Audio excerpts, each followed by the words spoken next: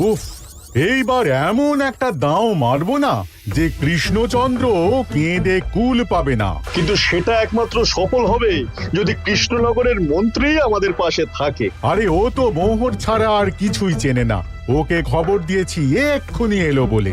রাজামশাই, কৃষ্ণনগরের মন্ত্রী এসেছেন। ওকে ভেতরে পাঠিয়ে দাও। প্রণাম খাম্বাজরাজ। এ কি রানীমা, আপনি? আমি তোমাদের কৃষ্ণনগরের রানী নই। আমার নাম ললনা। আমি হরেক রকমের গলায় কথা বলতে পারি। এটা আমার আসল গলা। ওরে বাবা রে বাবা রে বাবা, আপনি তো প্রতিভার জলজ্যান্ত রূপ। একে আপনি কোথা থেকে পেলেন খাম্বাজরাজ? বেশ কিছুদিন আগে একটা যাত্রা দেখতে গিয়ে ললনার সাথে পরিচয় হয়। ওর ব্যাপারে সবকিছু জানার পরে আমার মাথায় একটা বুদ্ধি খেলে যায়। তাই আপনি আমাকে ডেকে পাঠিয়েছেন, তাই তো? একদম তাই। আমার একটা পরিকল্পনা আছে। ছলে বলে কৌশলে ওই কৃষ্ণনগরের আসল রানীকে কিছুদিনের জন্য বাইরে পাঠাতে হবে।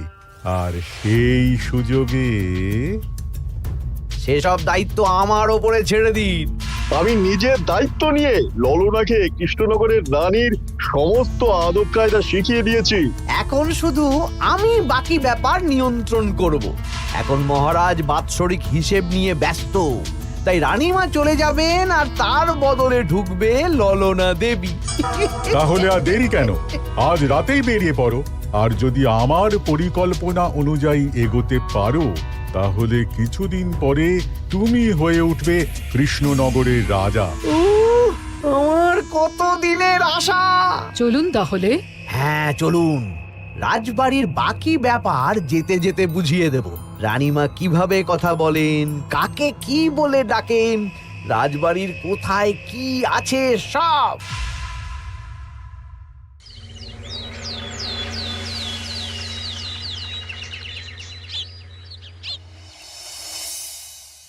কি গো গিন্নি, জ্বরটা নেমেছে? এই জ্বরটা কমেছে, কিন্তু শরীরটা খুব দুর্বল গো। তুমি পারলে ভাতটা রান্না করে রাজবাড়ি যাও। আমি বেলার দিকে এই কিছু একটা তরকারি করব। না না গিন্নি, তোমাকে এই শরীরে রান্না করতে হবে না। আমি তরকারির সবজি কুটে রাখছি। হ্যাঁ, ওই পুটির মাকে বলে রাখবো, ও এসে রান্না করে দেবে। তাহলে তো ভালোই হয়। জ্বরে একেবারে শরীরটা দুর্বল করে দিয়েছে গো। হ্যাঁ, তুমি বিশ্রাম নাও গিন্নি, আমি রান্নাঘরে যাই। কি গোপাল আজকে এখনো এলো না? ও কোনোদিন সময় এসেছে মহারাজ? ওকে তাড়িয়ে আপনি একটা কাককে রাজসভায় রাখলেও সে সময়ে আসবে। আসলে গোপালের গিন্নির খুব জ্বর, আমি দেখে এসেছি। তাই হয়তো ওর গিন্নির সেবা শুশ্রূষা করতে গিয়ে গোপালের দেরি হচ্ছে। তোমাকে আর গোপালের হয়ে কাসুন্দি গাইতে হবে না। এই তোমরা থামো তো। একটু দেরি হয়ে গেল মহারাজ। আসলে গিন্নির খুব জ্বর, তাই কিছুটা রান্না করে এলাম। আচ্ছা আচ্ছা আচ্ছা, তা এখন তোমার গিন্নির শরীর কেমন আছে? আগের থেকে ভালো আছে মহারাজ। জ্বরটা কমেছে, কিন্তু শরীর খুব দুর্বল। বেশ বেশ, একটু যত্নআত্তি করো। যাই হোক, আজকে সারা বছরের খরচের হিসেব আর আগামী অর্থনৈতিক বছরের প্রকল্প নিয়ে আলোচনা হবে। আলোচনা শুরু করা হোক। বিগত অর্থনৈতিক বছরে বিভিন্ন খাতে মোট খরচ হয়েছে 15,700 মোহর, আর বিভিন্ন কর বাবদ উপার্জন হয়েছে 22,000 মোহর। তাহলে তো মহারাজ ভালোই লাভ হয়েছে। এবার আমাদের দিকে একটু নয়ন মেলে তাকালেই হয়। সেসব তো দেখবই, কিন্তু তার আগে আমি মন্ত্রীর সাথে বিগত বছরের সব খরচ নিয়ে হিসেবে বসবো। হ্যাঁ, বেশিরভাগ দায়িত্ব তো মন্ত্রীমশাইয়ের কাঁধেই থাকে, তাই উনি কোনো হিসেবে জল দিয়েছেন কিনা সেটাও পরখ করে নেওয়া যাবে।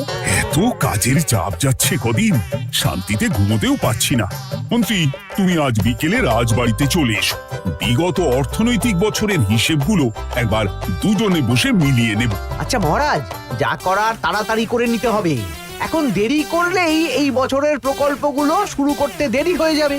মহারাজের জয় হোক। বলো প্রহরী, তুমি কি কিছু বলবে?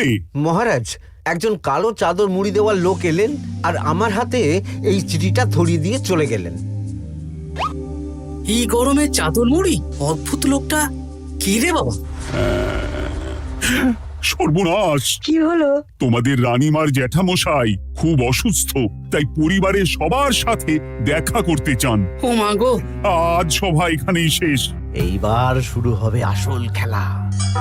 কি বলছেন মহারাজ? হ্যাঁ রানী, আমাকে এক্ষুনি জ্যাঠামশাইয়ের কাছে যাওয়ার বন্দোবস্ত করে দিন মহারাজ। কিন্তু রানী, তোমার জ্যাঠামশাইয়ের বাড়ি কৃষ্ণনগর থেকে ঘোড়ার গাড়িতে গেলেও তো 1.5 দিন সময় লেগে যাবে। এদিকে আমার এত কাজের চাপ। আপনি বরং কয়েকদিন পরে আসুন, আমাকে এক্ষুনি যেতে হবে মহারাজ। বেশ বেশ, আমি তোমার যাওয়ার ব্যবস্থা করছি। সাবধানে যেও রানী, আমি 2-3 দিনের মধ্যেই আসছি।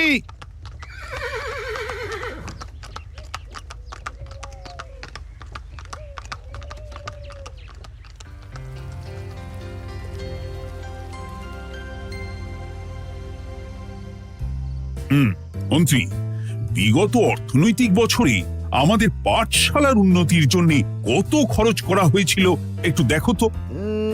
সব মিলিয়ে মোট 150 মোহর মহারাজ। কিন্তু আমার এখানে তো 170 মোহর দেখাচ্ছে। 170 মোহর? তা কি করে হয়? একই রানীমা, আপনি ঘোড়ার গাড়ি করে গেলেন আর হেঁটে চলে এলেন? সে আমার ব্যক্তিগত ব্যাপার, তুমি তোমার কাজ করো।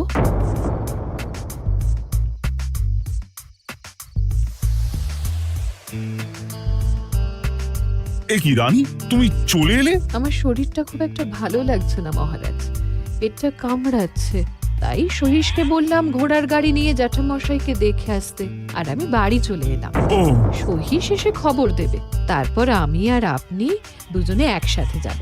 বেশ বেশ, ঠিক আছে রানী, তুমি বিশ্রাম নাও। বিশ্রাম না, আমি একটু স্নান ঘরে যাব, পেটটা কেমন মোচড় দিচ্ছে। মহারাজ কিছুই বুঝতে পারেনি, মজা জমবে।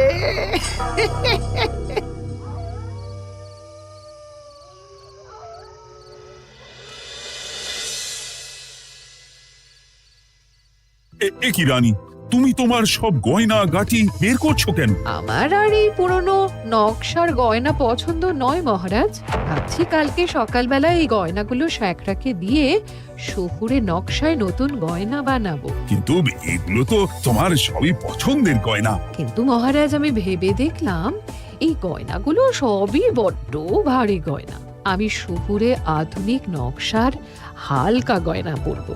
এমনিতে জ্যাঠামশাইয়ের শরীরটা ভালো নেই, মনটাও ভালো নেই, ও, পেটটা কেমন মোচড় দিচ্ছে, আমি আরেকবার স্নান ঘরে যাব।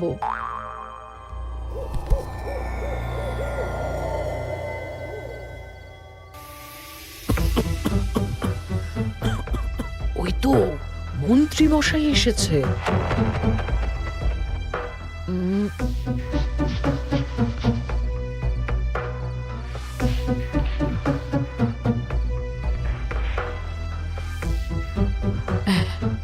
এই রাজ্যে গোপাল আমার শত্রু, কালকে থেকে গোপালকে খাটাবে।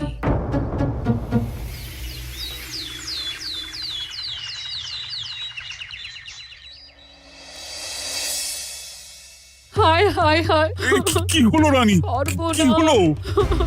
গতকাল রাতে আমার সমস্ত গয়না চুরি হয়ে গেছে। বলো কি প্রহরী?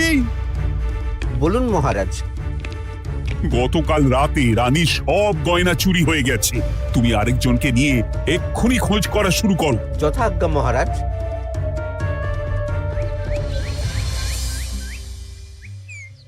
আমার সব গয়না চুরি হয়ে গেল, এবার আমি কি করব?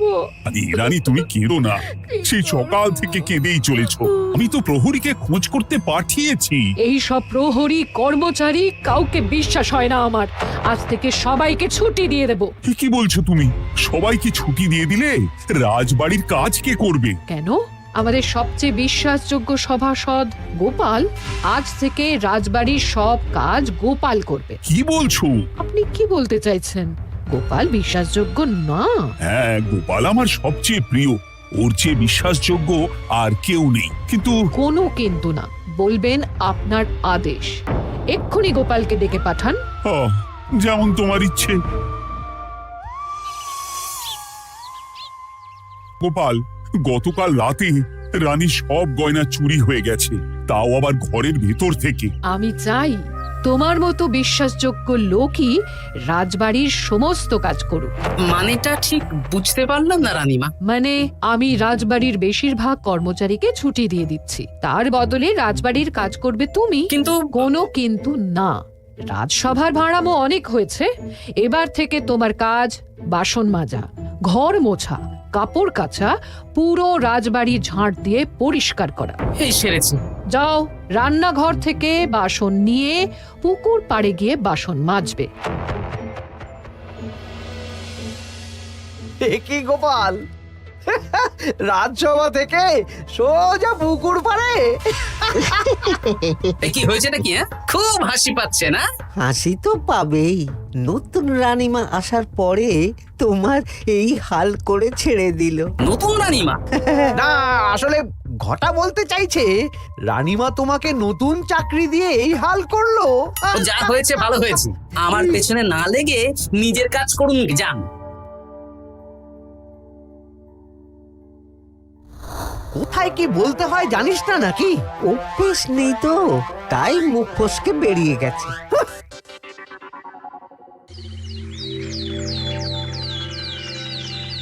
রাজ্যে চোরের উপদ্রব বেড়ে গেছে, তাই আমরা কিভাবে চোরের উপদ্রব কমানো যায় সেই নিয়ে আজকে একটা আলোচনা করব। কিন্তু মহারাজ, রাজসভায় এখনো তো সবাই আসেনি। এই তো এসে গেছি। ওই রাজবাড়ির জামা কাপড় কাচ্ছিলাম। এ কি, গোপাল এখন রাজবাড়ির জামা কাপড় কাচে? হ্যাঁ, সেসব করতে গিয়ে আমার নিজের জামা কাপড়ই ভিজে গেল, তাই বদলে এলাম। মহারাজ, রানীমা ঘোড়ার গাড়ি করে এসেছেন। মানেটা কি? রানী তো রাজবাড়িতেই আছে। এ কি মহারাজ, আমি প্রহরীদের কাছে শুনলাম আমার মতন দেখতে কেউ রাজবাড়িতে উড়ে এসে জুড়ে বসেছে। মানে তুমি তো আগেই চলে এলে। কি কাণ্ড! এই কে? শুনলাম আমার মতন দেখতে কেউ এসেছে। ও আচ্ছা, আপনি। তা কি চাই আপনার? বোঝো কাণ্ড, একরকম দেখতে একরকম গলা, এ বলে আমি আসল, ও বলে আমি। হয় হয় হয়, আসল নকল বোঝাই দায়। একটা নয়, দুটো রানী। আমার জ্যাঠামশাই একদম সুস্থ। এই মহিলা নিশ্চয়ই ভুয়ো চিঠি দিয়ে নিজের রাজবাড়িতে ঢোকার সুযোগ খুঁজছিল। একদম বাজে কথা বলবেন না। আপনি কে সত্যি করে বলুন। সমস্যা সমস্যা, ঘোর সমস্যা। আমার কোনো পাণ্ডিত্য দিয়ে বুঝতে পারছি না কে আসল আর কে নকল। আমি আসল, বিশ্বাস করুন। আমি তো এই মাত্র এলাম। না, আপনি নকল, আমি আসল। কিভাবে বুঝবো? আমি বলবো মহারাজ, এই যে এই রানী আসল। হ্যাঁ, কিন্তু মন্ত্রীমশাই, আপনি কি করে বুঝলেন? না মানে এই রানীমা তোমার উপরে এত ভরসা করে রাজবাড়ির কাজ করাচ্ছেন, কাউকে বিশ্বাস করেননি, একমাত্র তোমাকে বিশ্বাস করেছেন। এত ভালোবাসা, এত বিশ্বাস কার থাকতে পারে বলো? মানে গোপাল, তুমি রাজবাড়ির কি কাজ করছো? বাসন মাজা, ঘর মোছা, বাগান পরিষ্কার, অনেক কাজ করছি রানীমা। আপনার সব গয়না চুরি হয়ে গেল, তাই কাউকে বিশ্বাস করা যাবে না বলে ওই রানীমা আমাকে কাজে রাখলেন। এই ওই বন্ধ করে একটা উপায় বের করো। বেশ বেশ, আমি ধরে নিচ্ছি দুজনেই আসল। তাই আপনাদের দুজনকে আমি পরীক্ষা নেব, দেখব কে উত্তীর্ণ হন। তাই নাও। আপনারা দুজনেই তো সেনাপতিকে চেনেন, বলুন তো সেনাপতির আসল নাম কি? সনাতন সেন। আচ্ছা, আপনাদের বাপের বাড়ি কোথায়? বিজয়গড়। দূর দূর, গড়গড় করে সবই বলে দিচ্ছে। এভাবে হবে না, অন্য কোনো উপায় ভাবো। বেশ, সেনাপতি তলোয়ার দাও তো। দিচ্ছি। এই নিন, এই তলোয়ার দিয়ে মহারাজকে মেরে ফেলুন। আপনাদের মধ্যে কে মারতে চান বলুন। এসব তুমি কি বলছো গোপাল? মহারাজ আমার পতি পরমেশ্বর, ওনাকে আমি মারতে পারি? আমি স্বপ্নেও ভাবতে পারিনি গোপাল তুমি এই জঘন্য কাজ আমাকে করতে বলবে। আমি নিজের প্রাণের আহুতি দিতে পারি, কিন্তু মহারাজের গায়ে একটা আঁচড়ও দিতে পারবো না। উফ, খাম্বাজরাজ বেছে বেছে এক ধুরন্ধর নারীকে পাঠিয়েছেন, কোনো জবাব নেই। আমি বুঝতে পারছি না মহারাজ, এনাদের হাবভাব, কথাবার্তা, রূপ সবই একরকম। তবে যিনি ঘোড়ার গাড়ি চেপে এখন ফিরলেন, তিনি আসল হলেও হতে পারেন। আমি আসল, বিশ্বাস করুন। বললেই হলো?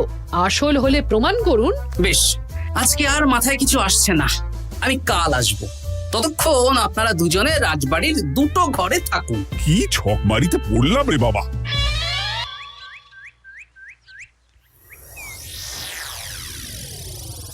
ললনা একদম তৈরি হয়ে এসেছে। দারুণ মজা হচ্ছে বলুন। এবার শুধু একবার আসল রানীকে সরিয়ে ললনা যদি রানী হয়ে যায়, তাহলে রানীর গয়নার মতন সব আমার হাতে চলে আসবে। তারপর কি হবে? তারপর ধীরে ধীরে মহারাজকেও কায়দা করে সরিয়ে দেব, আর খাম্বাজ রাজ আর আমি এই দুজনে মিলে এই রাজ্য চালাবো। কি বুদ্ধি আপনার মাথায়।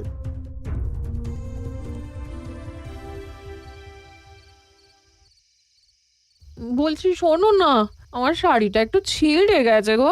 তুমি বাজার থেকে কালকে আমার জন্য একটা শাড়ি নিয়ে আসতে পারবে? হ্যাঁ, আচ্ছা বেশ, নিয়ে আসবো শাড়ি। শাড়ি শাড়ি শাড়ি, এই তো মাথায় বুদ্ধি এসেছে। কাল নয়, আজকেই। গোপাল, তুমি কিছু ভাবতে পারলে? মহারাজ, আপনার দুই রানীকে ডাকুন। আমার তো একটাই রানী। ওই হলো মহারাজ, আসল নকল দুজনকেই ডাকুন। কই গো, একটু বাইরে এসো। বলুন মহারাজ, আপনি যাচ্ছেন? আচ্ছা, আমি দুটো শাড়ি নিয়ে এসেছি, লাল শাড়ি আর নীল শাড়ি। এই দুটোই মন্ত্রপুত শাড়ি, এক সিদ্ধ পুরুষ দিয়েছেন। কে তিনি? না, সেসব এখন বলা যাবে না, তবে এই শাড়ি দুটো একটা একটা করে ওনাদের দিয়ে দিন। এবার আমি এই শাড়ির বিশেষত্ব বলি। হ্যাঁ বলো গোপাল, বলো। আপনারা দুজনেই আজ রাতে এই শাড়িটা পরবেন, সারা রাত পরে থাকবেন। এই শাড়িগুলো 12 হাত মাপের শাড়ি। আগামীকাল সূর্যোদয় হওয়ার পরে যার শাড়ি 4 হাত কমবে সেই হবে আসল রানী। আচ্ছা বেশ, তাহলে তোমরা দুজনেই এই শাড়ি পরে থাক।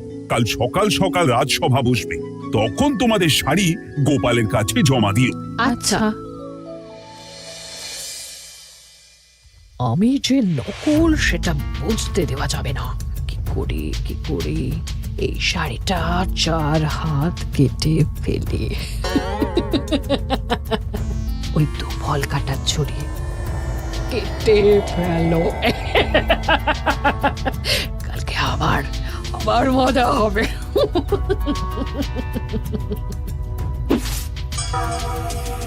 হে ঠাকুর, রক্ষা করো ঠাকুর, আমার শাড়িটা যেন 4 হাত কমে যায়। ঠাকুর রক্ষা করো।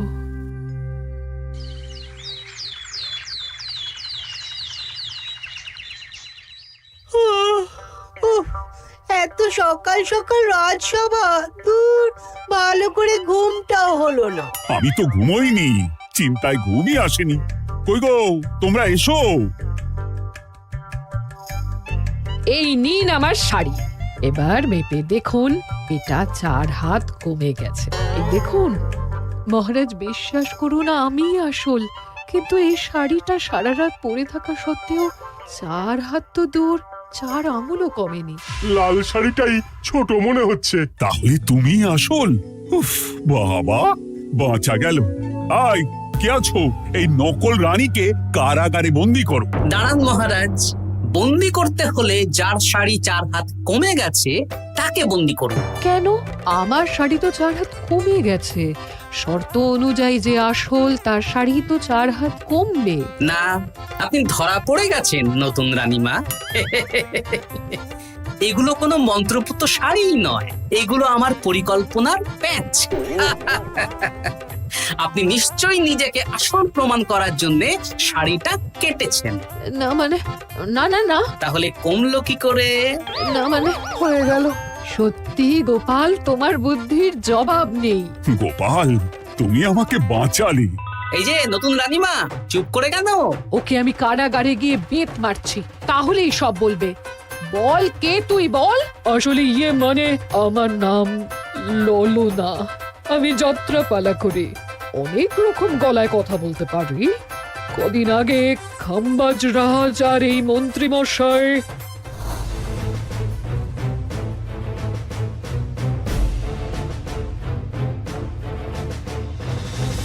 বাহ বাহ বাহ বাহ বাহ, এ তো দেখছি ললনার ছলনা। তার মানে রানীমার গয়না? ওগুলো তো সব মন্ত্রীকে দিয়েছে, জানলা দিয়ে কাপড়ে পেঁচিয়ে নামিয়ে দিয়েছি। মন্ত্রী, তোমাকে আমি শুলে চড়াবো। ভুল হয়ে গেছে মহারাজ, আমাকে ক্ষমা করুন। প্রাণে মারবেন না, সব গয়না ফেরত দিয়ে দেবো মহারাজ। তুমি শত্রু রাজ্যের প্ররোচনায় এত বড় ক্ষতি করতে চেয়েছিলে? ক্ষমা করুন মহারাজ, ক্ষমা করুন। সেনাপতি, মন্ত্রীকে 1000 বার বেত্রাঘাত করো। আর এই ললনার কি হবে? আমি অনেক দিন ধরে বাড়িতে একটা কাজ করার লোক খুঁজছি, ওনাকে পাঠিয়ে দিন। আমার গিন্নি শুয়ে বসে থাকবে আর উনি খাটবেন। নয়, হ্যাঁ, ললনার ছলনা ভেস্তে গেল।